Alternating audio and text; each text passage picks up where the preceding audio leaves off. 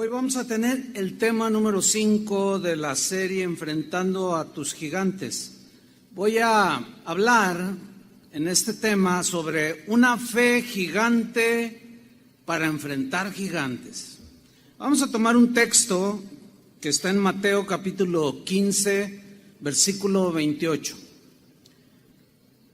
Voy a leerlo, usted me sigue ahí. Dice así la palabra de Dios. Entonces, respondiendo Jesús dijo: oh mujer, grande es tu fe, hágase contigo como quieres. Y su hija fue sanada desde aquella hora. El Señor, hermanos, está muy interesado en que nuestra fe, tu fe, la fe de cada uno de nosotros, sea sólida, sea una fe fuerte y estable. El Señor sabe que el camino angosto por el que caminamos está infestado de gigantes que tratarán de devorarnos. Pero ¿cómo vamos a enfrentar a esos gigantes? La respuesta es muy sencilla: con fe, con plena confianza en el gigante que está detrás de nosotros cuidándonos. Josué y Caleb pusieron su fe en el gigante que los protegía. No se detuvieron a ver a los gigantes que habitaban esa tierra. Abraham hizo lo mismo. No consideró su cuerpo como ya muerto, siendo de casi 100 años. Pablo dice, refiriéndose a Abraham, sino que se fortaleció en fe, dando gloria a Dios, alabando a Dios. Moisés hizo lo mismo. Se sostuvo como viendo al invisible gigante. David hizo lo mismo. David, cuando enfrentó al gigante Goliat, lo hizo con fe y plena confianza de que Dios iba a dirigir esa piedra, iba a vencer al gigante. Josafat hizo lo mismo. En una acción de fe, no sacó su espada, se puso a alabar a Dios por instrucciones de Jaziel. Y lo mismo debemos hacer nosotros. Además es la única opción, no hay otra. Porque el justo por la fe vivirá. Ahora bien, recordemos que el gigante de la duda los atacó a todos los mencionados y otros más en la Biblia. Nos va a atacar a nosotros también, sin duda. Por eso es que debemos de fortalecer nuestra fe en el Señor. Pablo dijo en Efesios 6:16, refiriéndose a la armadura de Dios, dice: sobre todo, el casco de la salvación, la coraza, etcétera, sobre todo tomad el escudo de la fe, con que podáis apagar todos, ¿cuántos? Todos los dardos de fuego del maligno. Ahora bien, ¿qué fue lo que les impidió a los israelitas entrar a la tierra prometida? Su falta de fe. Su falta de fe, que fue producto de haber centrado su vista en los gigantes y no en la promesa de Dios. Apareció la duda y los arrastró a la incredulidad, y su fe quedó anulada, quedó bloqueada. El escritor de la carta a los Hebreos nos da un poco más de luz a este respecto que acabo de mencionar, a este punto que acabo de mencionar. Hebreos 3:16 dice: porque ¿quiénes, habiendo oído, le provocaron? ¿Acaso no fueron todos los que salieron de Egipto guiados por Moisés? La respuesta es sí, esos fueron. Versículo 17. ¿Y con quiénes se disgustó el Señor por 40 años? ¿No fue con aquellos que pecaron? Yo subrayé ahí, o entre comillas lo puse, que pecaron, cuyos cuerpos cayeron en el desierto. ¿Por qué para el Señor el dudar es pecado?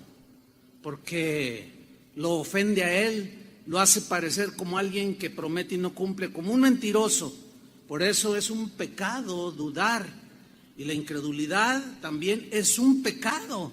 Y eso los llevó a no entrar a la tierra prometida y sus cuerpos quedaron regados en el desierto. Versículo 18. Y a quienes juró que no entrarían en su reposo, sino a los que fueron desobedientes. Fíjate, la duda nos lleva a la desobediencia porque está el mandato. Entren a la tierra, poséenla. No, pero no, los gigantes están muy grandes, no puedo. Entonces ahí habla ya de desobediencia. No actuaron como gente de fe que se supone que los israelitas debían de actuar. Ahora, fíjate el versículo 19. Vemos pues, hace como una conclusión de este punto, dice, vemos pues que no pudieron entrar a causa de su incredulidad.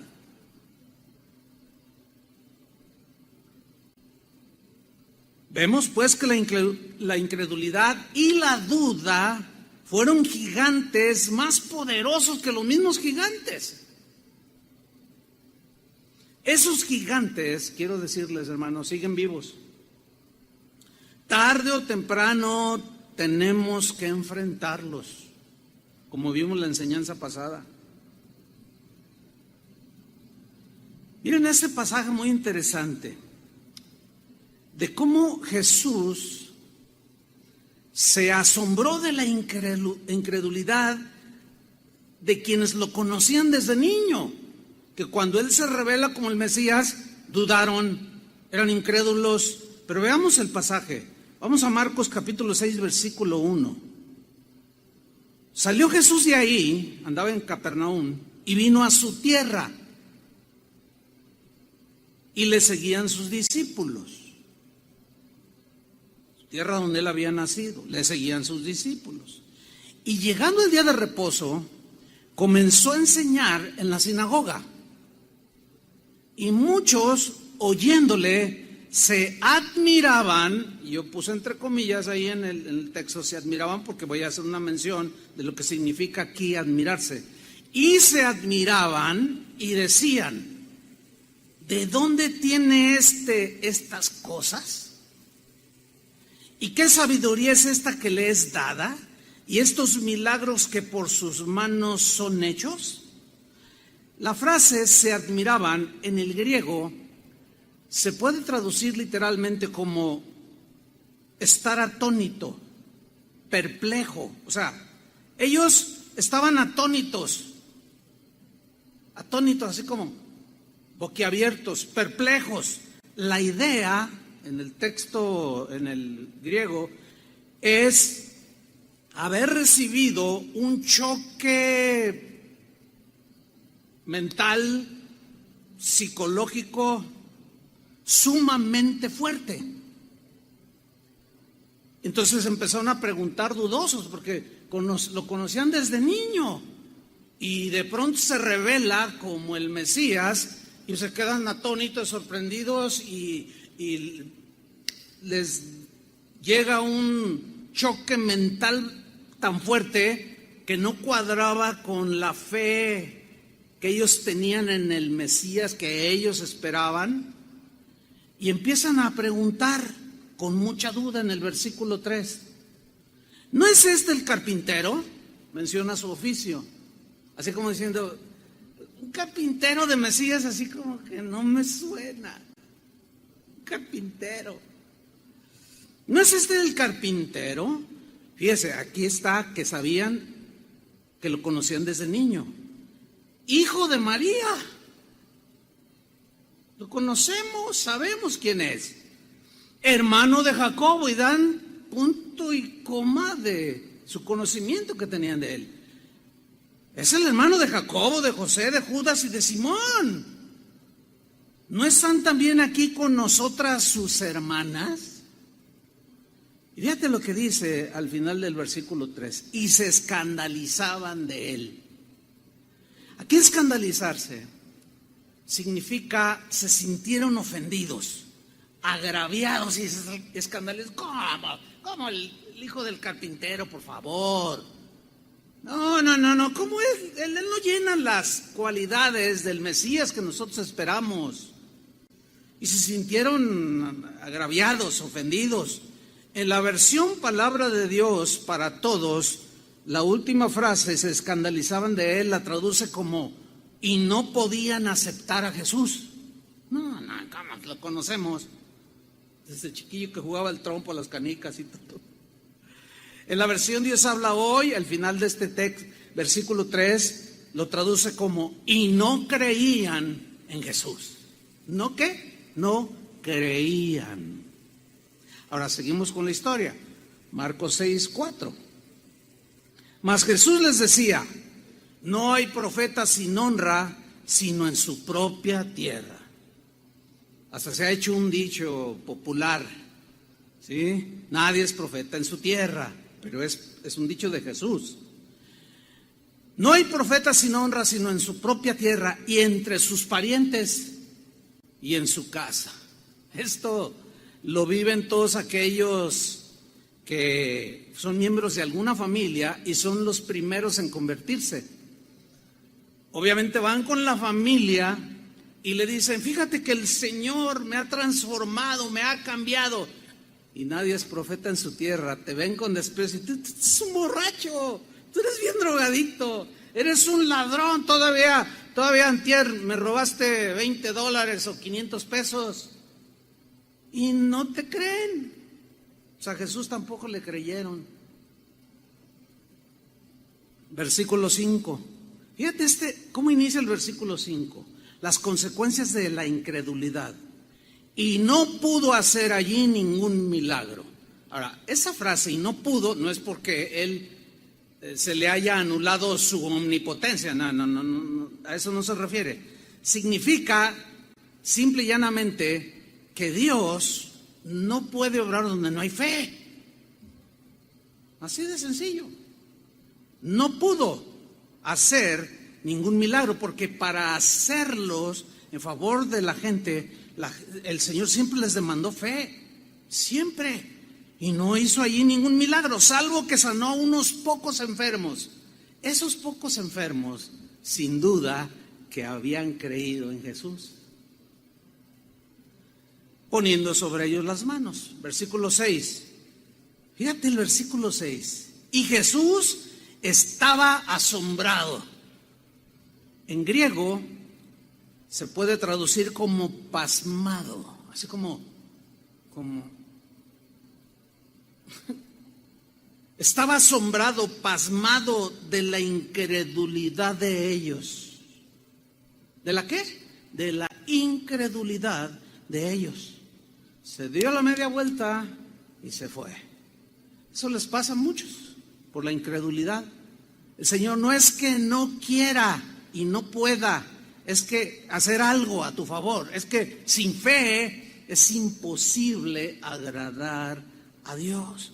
Porque el que duda, dice Santiago, es como la onda del mar que va y viene y anda por todos lados y no está sólido. Vamos a ver Hebreos 4:1. Hebreos 4:1. Perdón, porque aquí nos dice algo muy importante.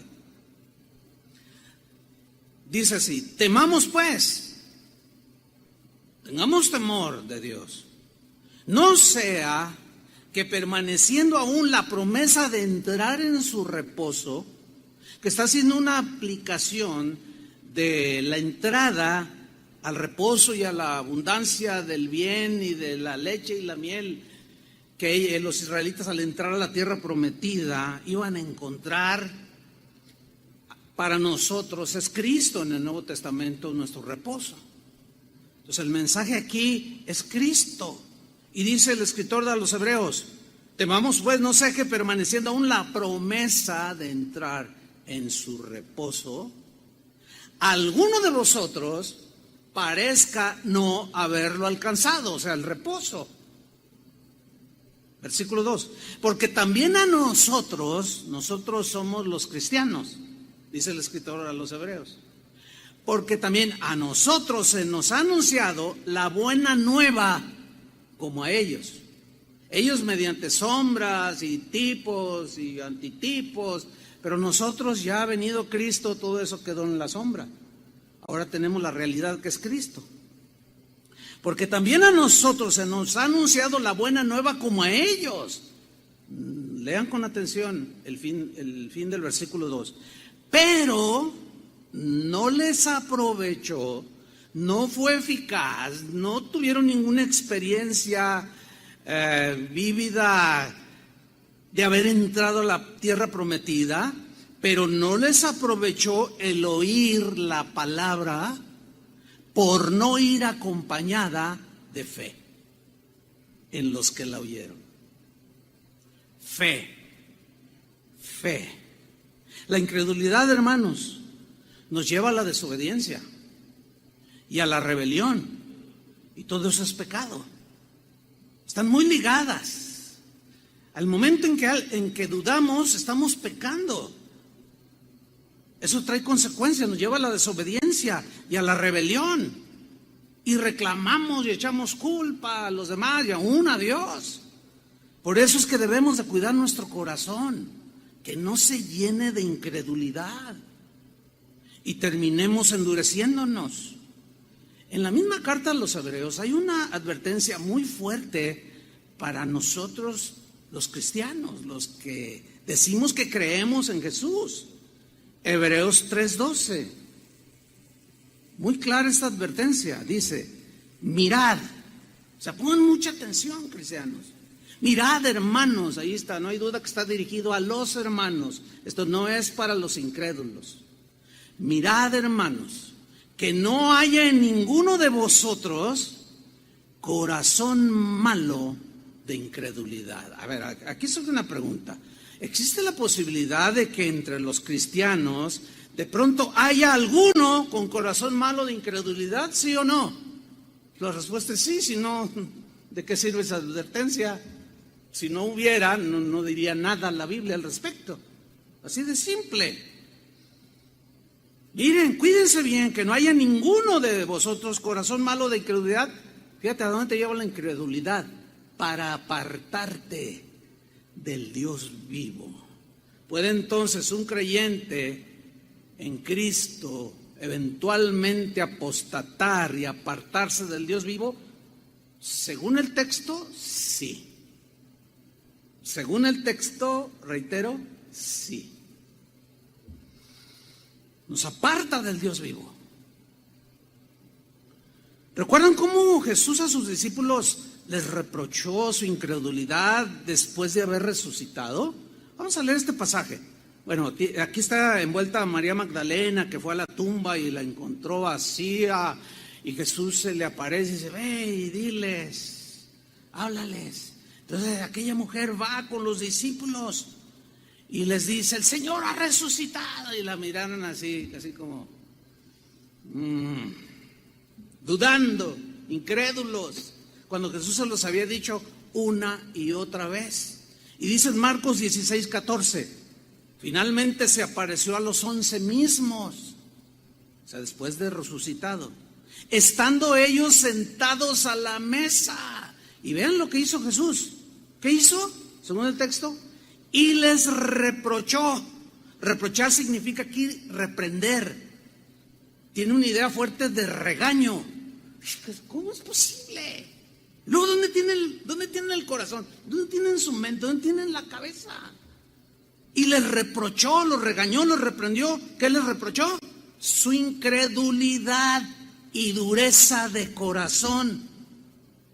Eran discípulos incrédulos que los atacó el gigante, pero vieron las circunstancias y dijeron, no, pues se me hace que no resucitó. Y luego el mensaje de una mujer, ay, pues las mujeres no enseñan, las mujeres, no.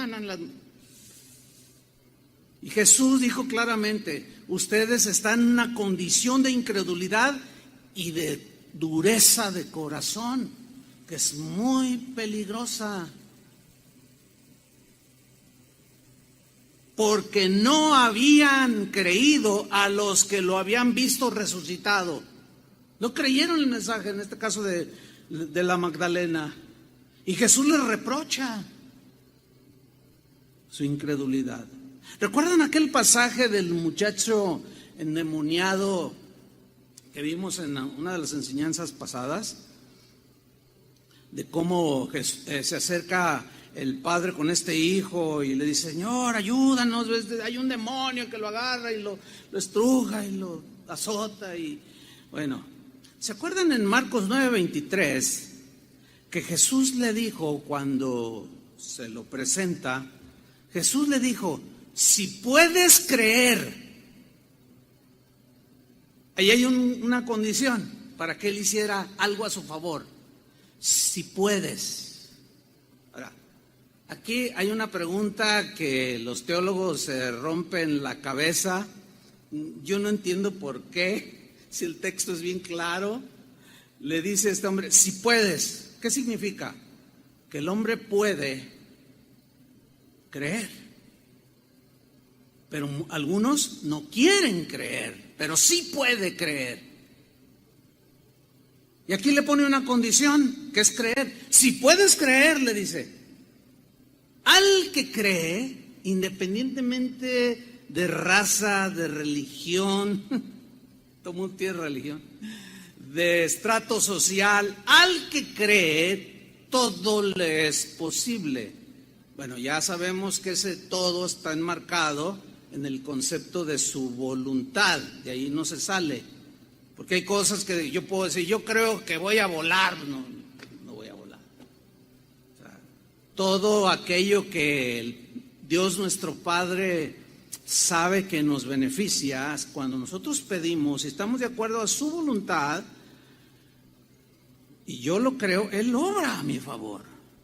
Versículo 24 dice: e inmediatamente el padre del muchacho clamó y dijo: creo, sí creo. Pero luego dice algo muy interesante: ayuda mi incredulidad, Señor. Yo creo, pero ayúdame a tener más fe. Yo quiero tener más fe en ti.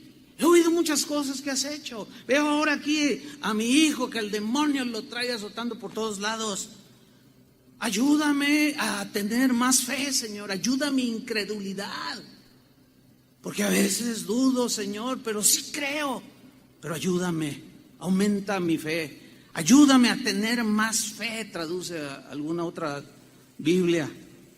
¿Recuerdan también aquella ocasión cuando Jesús les habló a sus discípulos acerca de perdonar? Miren lo que le dijeron a Jesús, donde está involucrada la fe. Vamos a Lucas 17:3. Dice Jesús: mirad por vosotros mismos. En otras palabras, cuida tu corazón, está alerta, mira bien cómo te estás conduciendo, lo que estás viendo, los pasos que estás dando, lo que estás haciendo. Mirad por vosotros mismos. Cada uno de nosotros tiene que mirar por sí mismo su condición espiritual. Esto es muy importante. Yo tengo que velar por mi propia condición espiritual. Yo tengo que ver por mí mismo. Yo no puedo mirar por ustedes en este sentido. No se puede. Cada uno es responsable de cómo le responde a Dios. Entonces Jesús les dice: mirad por vosotros mismos.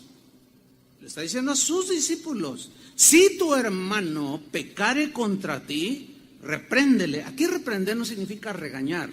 Si ustedes van al diccionario griego, habla de tratar de volver en sí, que recapacite que cometió un error. Si tú lo convences de que ha cometido un error y te ha ofendido, y si se arrepiente, ese sí sigue siendo condicional. Perdónale, dice. Versículo 4. Y si 7 veces al día pecare contra ti, y 7 veces al día volviere a ti diciendo: me arrepiento.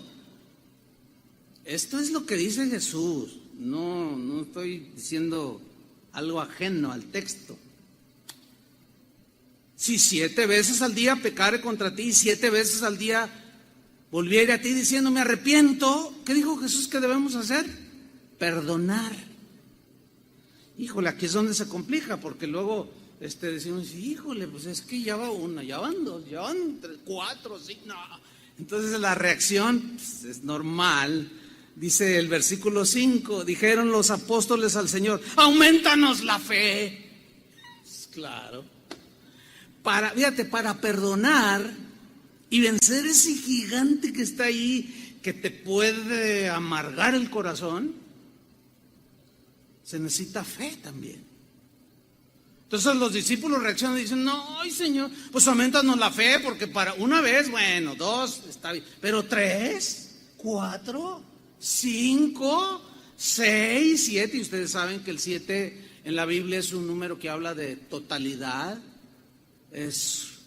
En otro pasaje habla de 70 veces 7, que habla de manera infinita. Se requiere mucha fe, y fe es obediencia. Y si no lo hacemos, se endurece nuestro corazón y entramos en duda y en incredulidad, y ahí está el peligro. Entonces los discípulos: aumentanos la fe. ¿Recuerdan que Jesús ya los había reprendido por su poca fe? ¿Se acuerdan cuando iban en la barca, que se levantó las olas y la barca se hundía y él estaba dormido? Señor, sálvanos que perecemos. Y el Señor se levanta tranquilo, se estira un poco y calma la tempestad, y voltea con ellos y dice: ¿por qué dudaron, hombres de poca fe? Así les dijo: ¿hombres de qué? De poca fe. ¿Se acuerdan a Pedro cuando iba en la barca con los demás discípulos y vieron a Jesús sobre las aguas? Y, ¡oh, la Llorona, un fantasma! Un fantasma. Y Pedro dice: si eres tú, a ver, si eres tú, tu palabra es poderosa, tengo fe, yo sé que, a ver, si eres tú, manda que yo vaya. Ven, le dice, y se baja de y empieza a caminar. Pero empieza a ver lo que las olas, cómo se levantaban. Quitó su mirada del gigante Jesús y vio las olas gigantescas y se empezó a hundir. Y al instante, pues, él clama: Señor, sálvame, y extiende su mano y lo levanta, y él sigue flotando en el agua. Y ambos vuelven a la barca y le dice: hombre de poca fe, ¿por qué dudaste? Otra vez les vuelve a decir: de poca fe. En Lucas 17:6, refiriéndonos a los textos que estábamos estudiando, entonces el Señor les dice: si tuvierais fe. Ahí está el requisito. Señor, aumentanos la fe, porque para perdonar 7 veces a mi hermano, eso sí va a estar un poco complicado, y como que no, y voy a terminar endureciéndome. Si tuvierais fe, si tuvierais fe, como un grano de mostaza. ¿Cómo es un grano de mostaza? Es muy pequeñito. Podrías decir a este sicómoro: desarráigate y plántate en el mar, y os obedecería. El sicómoro es un árbol muy frondoso, de aquellos lugares bíblicos, muy grande, tronco muy ancho. Pero la semilla de mostaza es una semilla muy pequeñita, más o menos del tamaño, podríamos decir, de la chía, no sé cómo le llaman en algunos países, pero es una semillita muy pequeñita. Ahora, refiriéndonos a esto que Jesús está diciendo: si tuvierais fe, tan solo como un grano de mostaza. Fíjate lo que Jesús dijo en Mateo 13, versículo 31. Otra parábola, Mateo 13, 31, les refirió diciendo: el reino de los cielos es semejante al grano de mostaza. ¿Cómo es el reino de los cielos? Es una alegoría aquí. Es semejante al grano de mostaza que un hombre tomó y sembró en su campo, el cual, a la verdad, o sea, el grano de mostaza, es la más pequeña de todas las semillas, dice. Pero cuando ha crecido, ¿se acuerdan que los discípulos dijeron: aumentanos la fe? Ayuda a mi incredulidad, dame más fe, Señor. Si tuvierais fe como un grano de mostaza. Y ellos eran pescadores, pero conocían de agricultura y conocían la semilla de mostaza. Y sabía que la semilla era muy pequeñita, pero que tiene la particularidad de que cuando germina, crece. O sea, basta un poquito que digas, yo creo, como aquel hombre, el padre del muchacho endemoniado. Yo creo, pero ayúdame. Mi fe está chiquita. Que crezca mi fe, una fe gigante. Dice el versículo 32, el cual a la verdad es la más pequeña de todas las semillas. Pero cuando ha crecido, ¿cuándo ha qué? Crecido. Cuando ha aumentado de tamaño. Entonces aquí estamos viendo que cuando Jesús le dice, si tuvierais fe como un grano de mostaza, Él les está diciendo que la fe puede crecer, que la fe en Él puede crecer. Pero cuando ha crecido, esta semilla es la mayor de las hortalizas, que llega a medir hasta 2,5 metros de altura. Y algunos le dicen que es árbol, pero es una hortaliza, porque dice Jesús, y se hace árbol. Jesús lo llama mismo árbol. De tal manera, dice, que vienen las aves del cielo y hacen nidos en sus ramas. O sea, esa semilla de mostaza, esa fe pequeña que tú dices tener, y Señor, es que yo tengo poquita fe, es que no puedo creer. Con esa poquita fe puede aumentar. Ya veremos cómo puede crecer y va a ir creciendo nuestra fe. Hacia ahí nos quiere llevar el Señor. Ahora bien, cuando algunos leen Efesios 2:8, dicen lo siguiente: porque por gracia sois salvos por medio de la fe. Y esto no de vosotros, pues es don de Dios. Ahora, aquí hay un problema, yo no entiendo por qué se ha generado un problema teológico de siglos, cuando el texto es muy claro. Cuando algunos leen, porque por gracia sois salvos por medio de la fe, esto no de vosotros, pues es don de Dios, entienden de manera inexplicable que la fe es el don. Pero no, la fe es el medio para obtener el don. El don es un regalo, pero el don es precisamente la salvación, no la fe.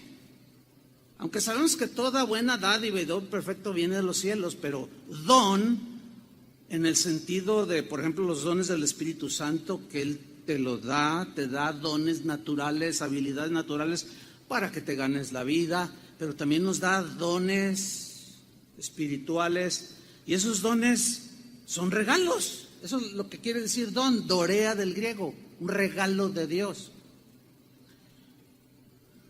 Para aclarar un poco este punto, que es importante entenderlo, vamos a leer Efesios 2:8 en la versión Palabra de Dios para Todos, donde aquí en esta traducción dice muy claramente que el don es la salvación y no es la fe. Efesios 2:8, Palabra de Dios para Todos. Ustedes fueron salvos gracias a la generosidad de Dios. O sea, esa es la gracia. Regalo inmerecido. Y fíjate cómo lo traduce esta versión, que es clarísimo. Ustedes fueron salvos gracias a la generosidad de Dios, porque tuvieron fe. Porque tuvieron fe. Una y otra vez, Jesús, si tuvierais fe. ¿Por qué no tienen fe? Hombres de poca fe. Siempre está demandado. Si fuera un don, ¿por qué les reprocha? Si fuera un don, un regalo así, de que te regalo como el don de hacer milagros o las habilidades, dones que Dios da a los hombres, pues no tendría sentido que los haya reprochado. Porque entonces Pedro le hubiera dicho, pues es que no me das el don, no me das fe. No es un don, como algunos lo entienden cuando leen esto. Retomo como dice Palabra de Dios para Todos. Ustedes fueron salvos gracias a la generosidad de Dios porque tuvieron fe. No se salvaron a sí mismos. Su salvación fue un regalo de Dios. Ahí está muy claro. El don es la salvación, no la fe. La fe es un medio. Ahora, esto es muy importante entenderlo bien. ¿Por qué? Porque la fe es la respuesta de una persona al escuchar el Evangelio de Jesucristo. Miren, es muy sencillo. ¿Crees? Sí. Así de sencillo. ¿Crees? Sí. ¿Crees que Jesucristo vino a morir por nosotros para llevar en su cuerpo todas nuestras rebeliones y pecados? Sí, creo, lo creo. Pero en otros, ¿crees? No creo. Así de simple. Vayan por todo el mundo y prediquen el Evangelio a todos. El que creyere y fuere bautizado será salvo. El que creyere, esa es la condición. Entonces, si fuera don, les daría a toda la gente don para creer, porque dice la Biblia que Dios no quiere que ninguno perezca, sino que todos procedan al arrepentimiento. Entonces, si fuera un don, pues les daría a todos el don, y ahí caería. Eso no se contempla en la Biblia. La fe es una respuesta al mensaje del Evangelio. Nunca es una imposición, no es un don, es una respuesta que el ser humano da, sí o no, creo. Así de simple, sin tanto rollo teológico. Romanos 10, versículo 13, nos confirma lo antes dicho. Romanos 10, 13. Porque todo aquel, significa indistintamente quien sea, todo aquel, cualquiera que este sea, que invocare el nombre del Señor, será salvo. Ahora, para invocar el nombre del Señor tiene que haber, y ser salvo tiene que haber previamente algo, y producir algo, y dar una respuesta a algo. Todo aquel que invocar el nombre del Señor será salvo. 14. ¿Cómo pues invocarán a aquel en el cual no han creído? Nadie puede invocar a Jesús si no ha creído en Él. Aquel padre del muchacho endemoniado sin duda que había oído hablar de Jesús. Y sin duda que escuchó, quizás que había sanado el Señor a 2 ciegos y al endemoniado gadareno, y a medida que escuchaba, algo empezó a surgir acá, que la Biblia lo llama fe, creer, poner tu confianza en este caso en Dios. Pero sigamos en el verso 14. ¿Cómo pues invocarán a aquel en el cual no han creído? Creído. Y luego viene otra pregunta retórica. ¿Y cómo creerán? ¿O cómo van a tener fe? ¿Cómo van a responder? ¿Cómo van a creer en aquel de quien no han oído? ¿Y cómo oirán sin haber quien les predique? Ahora, en el mismo Romanos, el mismo capítulo, pero versículo 17, dice lo siguiente. Así que la fe es por el oír. O sea, surge fe o rechazo cuando se oye el Evangelio. Se cree o no se cree el mensaje del Evangelio. Así que la fe de la Biblia, la fe que el Señor demanda, viene por el oír el mensaje de Jesús. Y el oír el mensaje de Jesús viene por la palabra de Dios. Por eso en Hebreos dice que aquellos que oyeron la palabra la escucharon sin fe.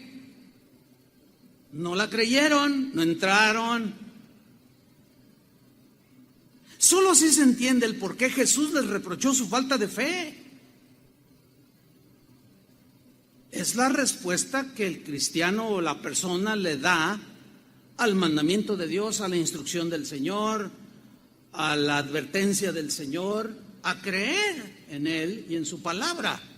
Fíjate, Romanos 10:17, en la versión en lenguaje sencillo, nos los traduce de esta manera. Así que las personas llegan a confiar en Dios, esa es la definición de fe, poner tu confianza en Dios de manera plena. Así que las personas llegan a confiar en Dios cuando oyen el mensaje acerca de Jesucristo. Está claro, ¿no? Yo no sé por qué yo veo que se agarran en internet. Se dan unos agarres entre cristianos que discuten por algo tan sencillo y claro. ¿Se acuerdan de aquellos dos ciegos que se acercaron una vez a Jesús? Mateo 9:27. Miren, vamos a leerlo. Está tremendo, dice. Pasando Jesús de allí, le siguieron dos ciegos.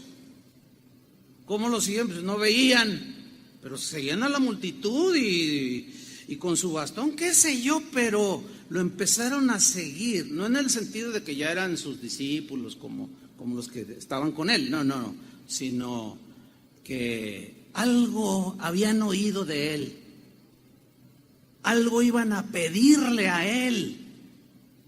Le siguieron entonces dos ciegos, dando voces y diciendo: ten misericordia de nosotros, hijo de David. Fíjate, el Señor, ellos están clamando algo que Dios es misericordioso. Le están llamando a Jesús misericordioso, el Dios de toda misericordia. ¿Por qué? ¿Qué acaso ellos escucharon en las sinagogas cuando escuchaban las enseñanzas y hablaban del Mesías y cómo lo describe la Biblia? ¿Qué acaso ellos lo que habían oído de Jesús no se lo estaban aplicando a él? Yo pienso que sí, porque le llaman hijo de David y ese es un título mesiánico 100% aplicado a Jesús. Y llegando a la casa, vinieron a él los ciegos y Jesús les dijo, fíjate lo primero que les dijo: ¿creéis que puedo hacer esto? No les digo otra cosa. ¿Tienen fe que yo pueda hacer esto? Que tenga misericordia de ustedes y los haga ver. ¿Creen que puedo hacer esto? Ellos dijeron, sí. O sea, un sí rotundo.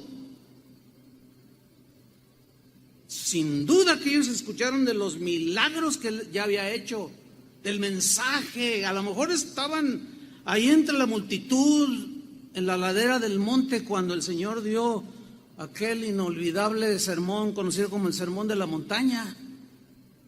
Y estaban ahí escuchando. Y ellos dieron la respuesta: creemos. Nadie puede clamar al Señor si no oye de Él. ¿Cómo? Posible. Por eso hay que predicar a Jesús. Por eso hay que predicar la palabra, que es la palabra que es como esa espada que penetra hasta lo más profundo del ser humano. Sí, Señor. Versículo 29. Entonces les tocó los ojos diciendo, fíjate lo que les dijo, sin tanto rollo teológico: conforme a vuestra fe os sea hecho. Sin tanto rollo, sin tanto pleito. ¿Crees? Sí, sí creo. ¿Crees? No, yo no creo. Bueno, pues cada quien. Pues la fe no es un don, es la respuesta que el ser humano le da en respuesta al mensaje que está oyendo y a la misma persona de Jesús. Conforme a vuestra es tu fe, que nació ciertamente de haber oído el Evangelio, y ya la responsabilidad de cada ser humano si cree o no cree. Por eso cuando compartimos el Evangelio y nos encontramos con gente, aún hasta ateo, no, yo no creo. Bueno, está bien, no puedes forzarlo a creer.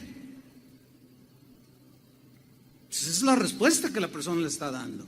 Pero aún así hay que ser pacientes, porque Y más cuando son los de tu propia casa. Jesús lo mismo lo dijo, no hay profeta en su tierra.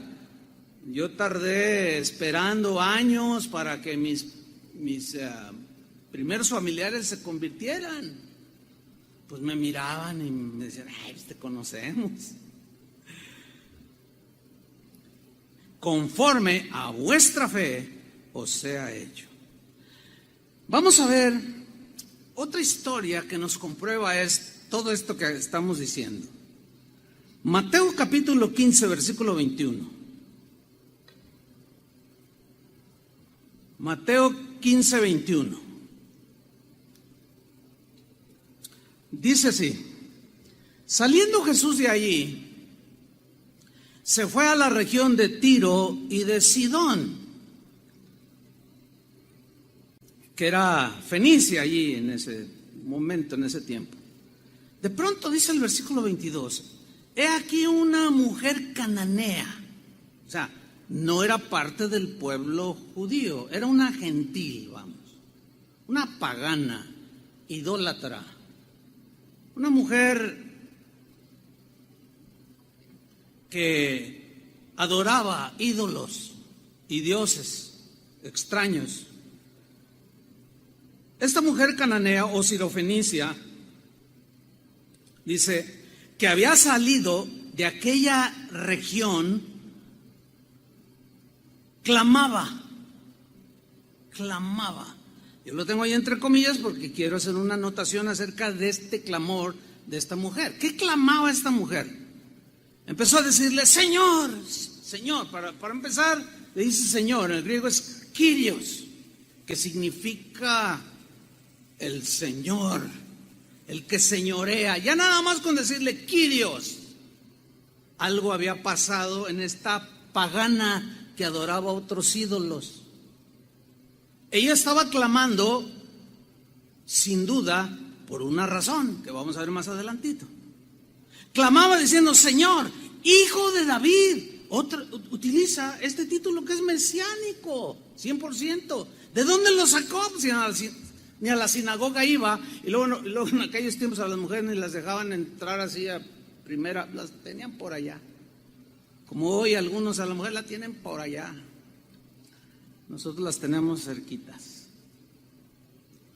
como Jesús lo hizo. Señor, Hijo de David, ten misericordia de mí. Ahora, acuérdense que los discípulos están ahí alrededor, va con ellos. Yo me imagino así, pienso que así la escena más o menos, así como mirándole, esta es una pagana, es una filistea, es una cananea. Este es hija de los pueblos, esos idólatras, inmorales, despreciados por nosotros, el pueblo de Dios. Pero ella empieza a clamar, ten misericordia de mí. Mi hija es gravemente atormentada por un demonio. Otra vez un demonio. ¿Se acuerdan que Pablo dijo que no tenemos lucha contra carne o sangre? O sea, no tan solo contra personas de carne y hueso, sino contra huestes espirituales en las regiones celestes, principados, potestades, ángeles caídos, demonios que andan por todos lados pululando, moviéndose en la atmósfera. Quiero hacer la anotación de este verbo clamar. Dice que aquella mujer clamaba. En primer lugar, clamar aquí habla de un grito desaforado que todos escuchan. Y que, como en el caso de los discípulos, como vamos a ver más adelante, los puso nerviosos. Una vez me acuerdo que yo subí a un avión y yo siempre me espero hasta el último, no sé por qué, se me hace menos complicado estar ahí formado. Yo me espero y estoy ahí y hasta que se mete el último me meto yo. No se va el avión. Nunca se me ha ido un avión por eso. Y recuerdo que en esa ocasión subo a ese avión y cuando entro miro y lleno, estaba a 100% el avión. Entonces yo yo veo mi fila, era como la 18, algo así. Siempre me gusta viajar en los pasillos. Y cuando yo voy dando los primeros pasos, de pronto una señora a la mitad del avión empieza a gritar: ¡Chuy Olivares! Y yo, y lo, Chuy Olivares, que predica el evangelio, gloria a Dios, hermano, qué bendición, que vayamos juntos en este avión. Y toda la gente, y me miraba Chuy Olivares. Y así como molesto, o sea, así como, ay, esta hermanita, ¿no? O sea, como que se pasó.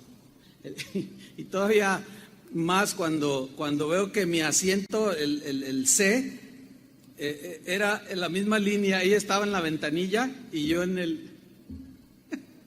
el pasillo. Entonces ya llego y, hermano, pastor, quiero contarle un testimonio. Pero con unos gritos que incomodan, porque pues como que no es propio. Pero aquella mujer estaba me contó un testimonio, por cierto, impactante, ciertamente. Ahí le dijimos al que estaba en medio: oiga, no podemos cambiar. Y sí, él se fue a la ventanilla y me contó. No les voy a contar el testimonio, pero sí era una cosa tremenda. Y ella estaba agradecida porque decía que Dios había usado para eso que había hecho el Señor en su vida, una enseñanza que yo di. Pero sí hace sentir incómodo. Entonces los discípulos, al rato vamos a leerlo, estaban incómodos, así como que, ay, esta mujer. Pero ella clamaba: Señor, mi hija está gravemente atormentada por un demonio. Nadie, hermanos, absolutamente nadie clama a Jesús si no ha oído de Jesús. ¿Sí o no? Según hasta donde hemos estudiado hasta ahorita. Entonces una mujer pagana, fíjense cómo trascendió el evangelio para ella. ¿Quién lo llevó? ¿Quién sabe? Pero ella escuchó, sin duda, lo que Jesús enseñaba, lo que él hablaba, lo que él hacía, lo que él, etcétera. Sin duda que clamó a Jesús porque llegó a oír lo que enseñaba, lo que decía, porque la fe viene por el oír la palabra de Dios. Pero sigamos. Mateo 15, 23. Miren esto. Pero Jesús no le respondió palabra. Ay, hermanos, ay, cuando Dios guarda silencio. ¿Te imaginas? Clama y el Señor la ve y no dice nada. Qué tremendo. Parece como una grosería, ¿no? Así como que... Ay, hermanos, cuando Dios guarda silencio, qué difícil es cuando vemos que Dios se tarda en respondernos. Qué difícil es. Pero hermanos, el silencio de Dios no debemos de interpretarlo como que Dios no quiere oírnos, no, ni que tampoco quiere responder nuestro clamor, no, sino simplemente debemos entenderlo como que Él está probando nuestra fe. Lo vamos a ver más al rato. Él mismo enseñó acerca de una viuda que clamaba justicia y clamaba justicia y clamaba y clamaba y clamaba hasta que fue oída por el juez.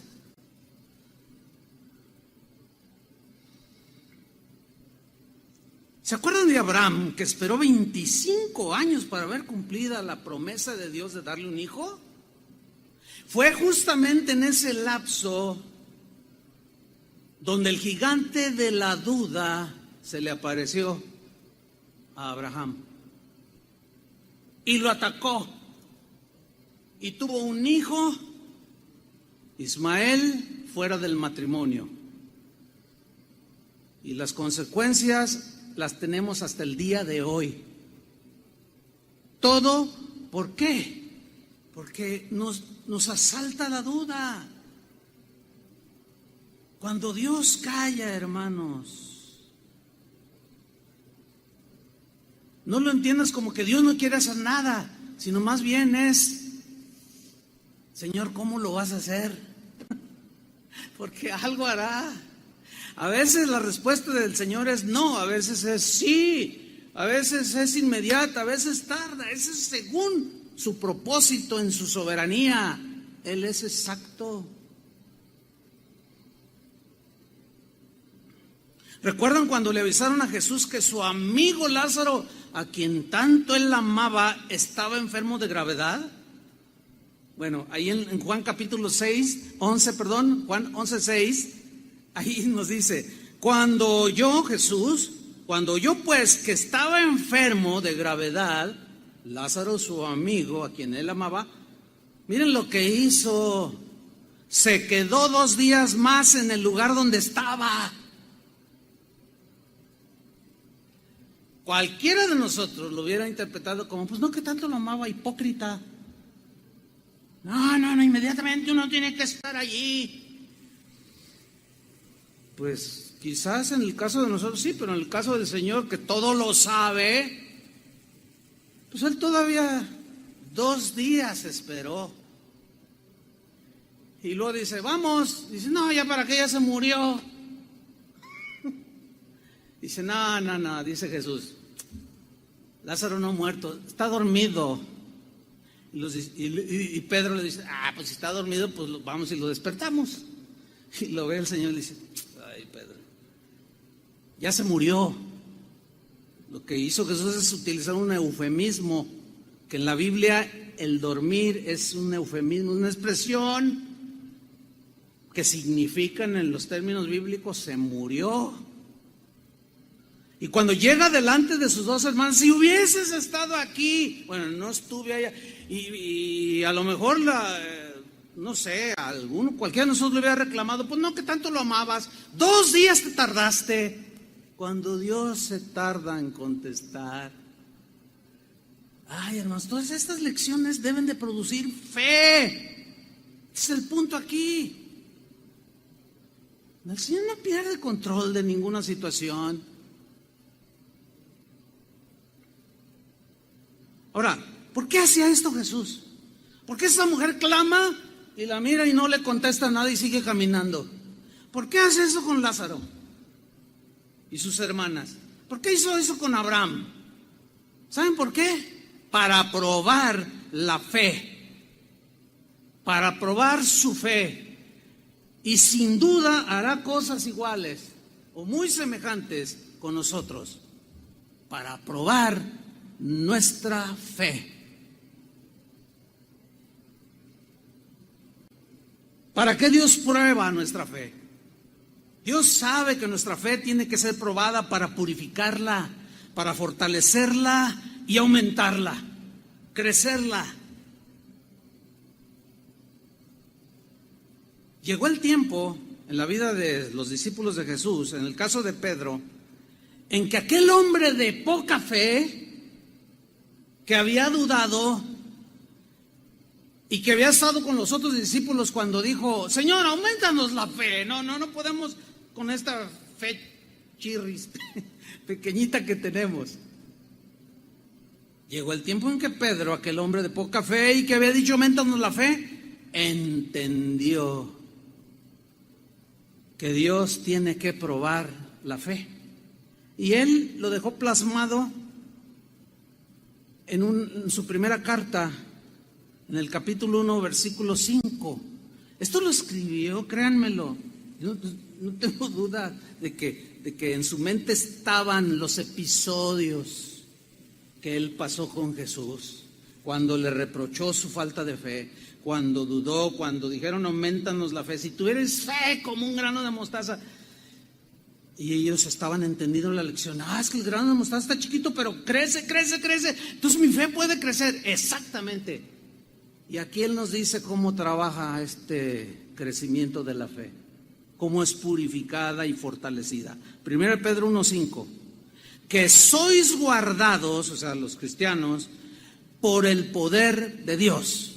Ahora, para fin de poder yo estar seguro que soy guardado por el poder de Dios, no tengo que dudar de su omnipotencia. ¿Me explico? Él es todopoderoso. Y en mi corazón tiene que haber una convicción de que Dios me guarda. Y aún lo que Él permitiera que sucediera, también ya sabemos que a los que amamos a Dios todas las cosas nos ayudan para bien, para aumentar nuestra fe en este caso. Y aunque se tarde el Señor, que sois guardados por el poder de Dios, otra vez, mediante la fe. Así como por gracia somos salvos por medio de la fe, mediante la fe. De igual manera, mediante la fe, yo tengo que estar seguro que Él me guarda con su poder inigualable, con su omnipotencia. Que si yo estoy en el hueco de su mano, nada ni nadie me puede tocar. Y si permite alguna situación, es porque Él estará probando mi fe. Y yo y tú tenemos que darle una buena respuesta. A lo mejor estamos en el nivel de los discípulos en sus inicios. Ay, Señor, aumentanos la fe. Porque para hacer esas cosas de perdonar tanto, pues como que se me hace que no voy a poder. Aumentanos. Si tuvierais fe, como un granito de mostaza. Sigo leyendo a Pedro. Que sois guardados por el poder de Dios mediante la fe, para alcanzar, fíjate, la fe, guardados con su poder mediante la fe, para alcanzar la salvación que está preparada para ser manifestada en el tiempo postrero. Es decir, que mientras yo camine en esta tierra tengo que mantenerme en fe y con fe. El que persevere hasta el fin, este será salvo. Entonces tengo que perseverar. Se va a aparecer el gigante de la duda, como dice el canto que compuso Chuy, creo. Chuy García compuso ese canto. Y que cuando venga el gigante de la duda se va a aparecer la incredulidad y otros que andan por ahí en la tierra. Tengo que enfrentarlos con fe. Para llegar a la meta, como dijo Pablo, en este caso. He llegado. Ya está pronta mi partida, he guardado la fe. Ahora me espera la corona de justicia que Dios dará a los que caminaron con Él y a todos los que esperan su venida, dijo todos los apóstoles. Versículo 6, en lo cual, o sea, en el poder de Dios, mediante la fe, para llegar a la meta, en lo cual vosotros os alegráis. Estamos en el trayecto, como los tuvo Moisés, Josafat, Abraham, el mismo Pedro, los apóstoles. Estamos ahí en ese camino y nos alegramos de saber que Dios está con nosotros. Pero mira lo que dice ahora, y aquí viene el punto. Aunque ahora, en el tiempo presente, en tu tiempo presente, hoy, o puede ser mañana, aunque ahora, por un poco de tiempo, se refiere a lo corto de nuestra vida. Por un poco de tiempo, dice, si es necesario. Hay una traducción que dice, cuando sea necesario, que tengáis que ser afligidos en diversas pruebas. Porque Abraham estaba afligido porque Dios no le respondía. Moisés estaba afligido estando enfrente del Mar Rojo. Josafat estaba afligido de ver un gigantesco ejército que venía contra él. Versículo 7. Para que, sometida a prueba vuestra fe. ¿Qué será sometida a prueba? Vuestra fe. Si fuera un don, pues es perfecto. No tendría que ser puesta en prueba. No, sino lo que vamos generando, la confianza que vamos generando a medida que caminamos con el Señor, creemos su palabra, dice, para que sometida a prueba vuestra fe. Y fíjate cómo dice Pedro, ya a estas alturas, él ya había entendido muchas cosas. Su fe ya había aumentado, ya había crecido, ya sabía que las pruebas, el Señor estaba, las pruebas que vivió, él ya en ese momento sabía que Jesús las había permitido para aumentarle la fe. Esa fe, dice, mucho más preciosa que el oro. Yo te pregunto, ¿qué prefieres tener? ¿Mucho oro o mucha fe? ¿Cómo que las dos? ¿Alguien dijo los dos? Bueno, el problema con eso es que a veces hay quien tiene los dos. Yo conozco gente que tiene los dos, pero también compartiendo con este tipo de cristianos, me han dicho, a veces tengo una lucha bien fuerte de no depender del Señor porque tengo dinero. Pero a fin de cuentas, pues, como el porcentaje de ricos en el mundo, pues en comparación con, pues, es muy poco, ¿no? Entonces, bueno, ¿qué prefieres? ¿Tener mucho oro, mucho dinero o mucha fe?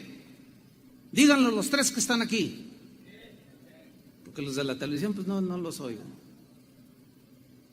Pues fe, para que sometida a prueba vuestra fe, mucho más preciosa que el oro. Ahora con todo el asunto de la pandemia han muerto ricos que darían todo el oro que tienen, pero no tenían fe. Y muchos han sido salvados por su fe, porque tienen fe, y otros porque ya el Señor había determinado que allí terminaran. Para que sometida a prueba vuestra fe, mucho más preciosa que el oro, el cual, oro, aunque perece, se prueba con fuego. Aquí prueba significa se purifica en el crisol, con fuego, lumbre, fuego. Sea hallada tu fe en alabanza. O sea, pura, aumentada en abundancia. Sea hallada tu fe en alabanza, gloria y honra cuando sea manifestado Jesucristo, cuando Jesús venga. ¿Se acuerdan que Jesús dijo, cuando el Hijo del Hombre venga a esta tierra, ¿hallará fe en la tierra? ¿Hallará fe en la tierra? ¿Hallará gente que esté creyendo que yo vengo por ellos? Jesús mismo advirtió y dijo, y por haberse multiplicado la maldad, el amor de muchos se enfriará, perderán la fe, porque nunca entendieron que tienen que ser probados para que la fe crezca y aumente. No, ¿cómo? Y peor con esos evangelios que el día de hoy existen en el cristianismo de hoy, evangelios que prometen puras cosas aquí en la tierra, pero a la hora de la verdad, como en esta pandemia, no tienen fe. Tendrán autos último modelo, tendrán casas grandes, tendrán dinero, serán de éxito, pero no tienen fe. Se les está cayendo todo porque nunca edificaron su fe. No oían palabra de Dios. Pero volvamos con la mujer cananea, esa mujer pagana, que clamaba por su hija endemoniada. Y yo creo que clamaba a ella como endemoniada, diría alguno por ahí. Y Jesús no le respondía nada, ahí nos quedamos. Vamos a 15:23. Entonces, acercándose sus discípulos, le rogaron. Mira lo que le rogaron, diciendo, despídela, dile que se vaya, pues da voces tras nosotros. Qué mala onda de los discípulos. Como yo cuando entré al avión dije, qué mala onda.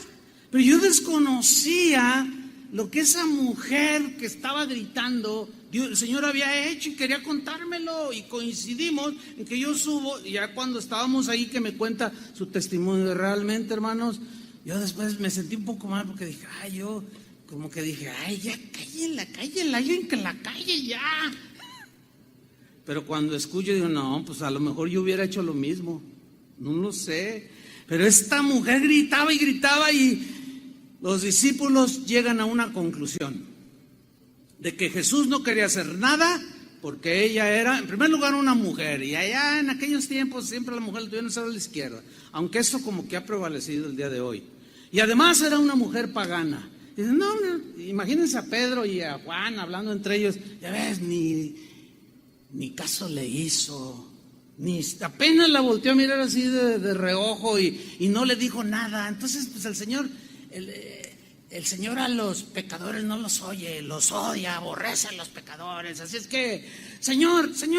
Y le rogaban, fíjate, Señor, por favor, chíspala de aquí.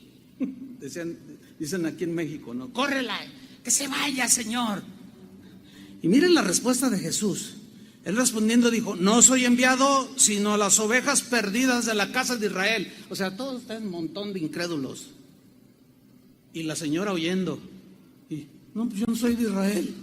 Pero también había dicho, Juan lo registra, hay otras ovejas que no son de este redil, refiriéndose a Israel. Y también vengo por esas. Y como que a lo mejor recordó, o a lo mejor escuchó que Jesús había dicho eso. Y no le importó a la mujer y se mantuvo allí. Versículo 25, entonces ella vino y se postró ante él. Ven cómo algo tan fuerte estaba en su corazón, producto de lo que había oído. Y le dijo, Señor, socórreme. Y todavía Jesús en el 26 respondiendo, él dijo, no está bien. Yo me imagino a la mujer, porque dice que esta mujer llegó y se postró, y yo me la imagino así, a los pies de Jesús y agarrándose de su túnica y diciéndole a Jesús, no está bien tomar el pan de los hijos, o sea, de todos este montón de incrédulos de poca fe. No está bien darles el pan de los hijos y echarlo a los perrillos. Fíjese, los israelitas, a los cananeos, a los samaritanos, a todos los que no eran judíos, de manera despreciativa les decían perros. Pero Jesús utiliza una palabra que se traduce aquí perrillos, pero Mateo registró en el griego una palabra que habla de un perro, pero que es como una mascota que tienes ahí contigo, que está pues domesticado. Una mascota que tú aprecias, que tú quieres, que tú la abrazas y estás comiendo y a veces, ¿cuántas veces no se ha visto esto? Yo tengo una mascota, el chícharo, no está muy chiquito, pero yo he visto a gente que tiene perritos chiquitos y están ahí comiendo y el perrito. Y Jesús utiliza esta palabra perrillos, no de manera despreciativa como los discípulos. Bueno, le iba a decir, pero suena muy fuerte. Despide a esta. Entonces ya imagínense, ¿no? Jesús, no te puedo dar del pan de los hijos, le corresponde a los hijos y no puedo echarlos a los perritos domesticados, aunque andes aquí rondando, mujer. Fíjate el versículo 27. Y ella dijo, sí, o sea, admitió, soy así. Y los israelitas siempre me han dicho así, nos han dicho así, sí, Señor, dice. Pero yo soy como un perrito domesticado y quiero estar junto a ti. Pero aún los perrillos, dice, comen de las migajas que caen de la mesa de sus amos. Miren, hermanos, por favor, vean el versículo 28. Entonces respondiendo Jesús dijo, oh mujer, ¿qué le dijo? Grande es tu fe. ¿Saben que la palabra que utilizó Mateo, que se traduce por grande, es la palabra griega mega, que significa enorme, grandísima, yo diría gigantesca? ¿Qué? Fe. ¿De dónde desarrolló una fe tan gigantesca esta mujer? Probablemente a esas alturas Jesús tenía probablemente 2 años predicando, en 2 años escuchando y viendo a su hija, hasta que finalmente dijo, voy a ir con él, porque creo. Oh mujer, le dice, grande, grandísima, gigantesca es tu fe, hágase contigo como quieres. Y su hija fue sanada desde aquella hora. ¡Qué gacho al hígado a los discípulos! A los de poca fe que todavía... Y eran el pueblo de Dios. Es increíble ver en nuestros días gente que está metida en las iglesias, que yo tengo 20 años y no tienen fe. Y ahí, el Señor ya no hace milagros. Yo no creo en eso. Hay uno que... Qué gancho al hígado cuando gente que ni fu ni fa, como decimos acá, llegan como esta cananea. Algo escucharon, alguien les habló, llegan con una fe. Nunca se me olvida de dos señoras, madre e hija, de esto hace mucho, que llegaron conmigo y dijeron, oiga, ¿usted es el pastor de aquí? Y yo les digo, sí. Y dice, es que fíjese que tenemos una grande necesidad y alguien nos habló, el Señor nos dijeron que viniéramos aquí. Le dije, ¿cuál es su necesidad? Todavía no empezaba la reunión. Y dice, es que mire, mi hija y yo tenemos SIDA. Esto fue en 1985. Dice, tanto yo, dice esta mujer, como mi hija tenemos SIDA. Dice, y además de SIDA, yo tengo diabetes. Dice, nos contagiamos de SIDA por una transfusión. Además tengo diabetes y tengo hipertensión. Tengo problemas del corazón. Y yo las miré a las dos y les dije, ¿ustedes creen que Dios puede hacer algo? La señora me respondió, sí, yo creo. La hija dijo, bueno, sí, pues Él es Dios. Bueno, yo me acuerdo que les dije, conforme a su fe sea, yo oré con mucha solemnidad y seriedad. La hija murió. La mamá se sanó de SIDA, de hipertensión y de diabetes. Todavía vive la señora. Lo último que supe de ella, ya es anciana, se fue a vivir a los Estados Unidos. Pero yo recordé ese episodio. Bueno, pues vamos a creer. Yo creo, dijo, que Él puede hacerlo. Y la hija, pues sí, Él es Dios. Así como, hermanos, una fe gigante para vencer a los gigantes. Así que nadie puede decir, ni puede, ni debe quedarse, ay Señor, pues ayúdame, incrédulo. Sí, está bien, a lo mejor estás ahí, pero no te quedes ahí. A lo mejor aumenta mi fe, porque dices, soy hombre de mujer u hombre de poca fe. Sí, pero no te quedes ahí. Que las pruebas, las aflicciones de la vida las entiendas como finalmente Pedro las entendió. Una fe gigante para vencer gigantes. Vamos a orar, hermanos. Señor, muchas gracias te damos en el nombre de Jesús. Gracias, Padre, porque hoy nuestra fe ha sido desafiada. Hoy nuestra fe ha sido edificada también. Hoy, Señor, tenemos un poco más de claridad en este punto. Señor, algunos podemos decir y estamos en esa condición, Señor, ayuda a mi incredulidad. Otros quizás, Señor, aumentanos la fe. Pero si tú tienes poquita fe, que tú decidas creer como un granito de mostaza que esté ahí en tu corazón, ¿cómo puedes alimentar ese granito de mostaza? Sembrándolo en tu corazón, regándolo con el agua de la palabra. Así empieza a germinar y empieza a crecer y a crecer y a crecer y a crecer y a crecer. Y se hace un árbol. Aumentó, creció.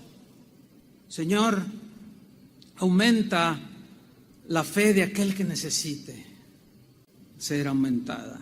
La única manera es probando nuestra fe. Ayúdanos, Señor, en ese momento de duda, en ese momento de desafío, cuando los gigantes de la duda vengan sobre nosotros, que nosotros no los veamos a ellos, sino te veamos a ti. Y luego vayamos a tu palabra y creamos y nos decidamos a creer lo que dice tu palabra. Y cuando veamos la victoria, será como abonar ese grano de mostaza que está creciendo.